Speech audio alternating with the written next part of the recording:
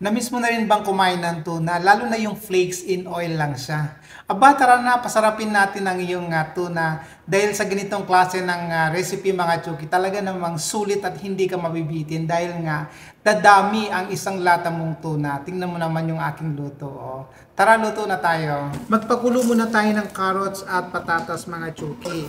Pagkatapos yan, iset aside natin pag ito'y naluto na. Lagay lang tayo ng konting mantika lang pagkatapos ilagay na natin yung ating bawang. So halo-haloin lang natin yung ating bawang at huwag natin siyang susunukin. Sa pagkakataong ito habang ako ay naghalo-halo mga chuki, maraming salamat muna sa lahat ng nag-share, nagla-like, nagko-comment at sa ating umaapaw na views mga chuki sa ating mga recipe mga chuki.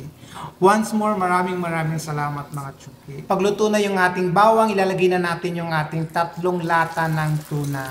Yung maliit lang to na tuna mga chuki, hindi ko na siya ni-drain kasi gusto ko yung kanyang mantika at saka yung kanyang sabaw ay may isama natin sa ating pagluluto kasi yung kanyang vitamina ay nandoon pa rin sa kanyang mantika at kanyang sabaw.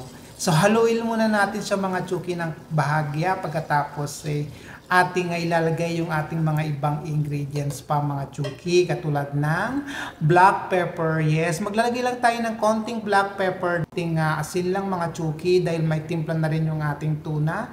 And then maglalagay tayo ng chili, optional yung chili. Pag may bata, wag na pong maglagay ng chili dahil super spicy na yan pagka may chili siya. Pero kung yung anak naman ninyo ay mahilig din sa chili, ay perfect itong recipe na to mga chuki sa inyo. And then of course, lalagay na natin yung ating extender, yung ating carrots at patatas para mas healthy yung ating tuna na almusal mga chuki. Ayan. So hayaan muna natin siyang medyo ma-absorb ng gulay yung katas ng ating tuna. Tatakpan muna natin ng 2 minuto. And after 2 minutes mga chuki, ito na nga yung ating niluluto. Ayan, medyo nag-evaporate na yung kanyang sabaw. Medyo nagda-dry na yung ating recipe for today's video. Ayan. Ayan mga chuki, kung magustuhan mo yung aking recipe, don't forget to like, share, and comment na naman. Maraming salamat sa iyong pagsuporta sa aking maliit na channel at sana'y bukas ay lalago din siya. Maglalagay na rin tayo ngayon ng onion rings mga chuki. Mas maraming onion, mas masarap. And of course, maglalagay tayo ng itlog na lang sa ibabaw at hindi na natin piprituhin para iwas tayo sa mantika.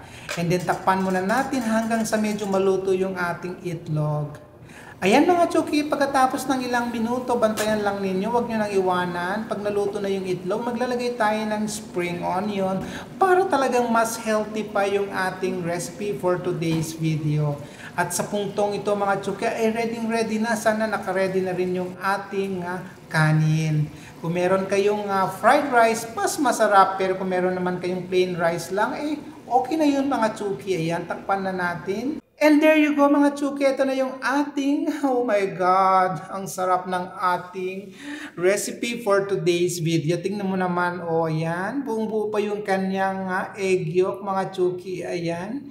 Grabe, sayang na naman, sila na naman yung ating diet for today's video mga chuki dahil tingnan mo naman, oh, hindi yan sunog yung ating niluto Baka sabihin niyo natuyuan siya, hindi, oh, tingnan mo naman tong egg yolk, ayan, grabe, oh. Grabe, umaapaw pa, tumutulo pa talaga yung kanyang dilaw-dilaw mga chuki. Ganito rin ba yung gusto mong sa itlog? Please comment down below kung ganitong klase ng itlog yung gusto mong pagkakaluto. Ayan, tingnan mo, matitigan mo muna mga chuki. Ayan.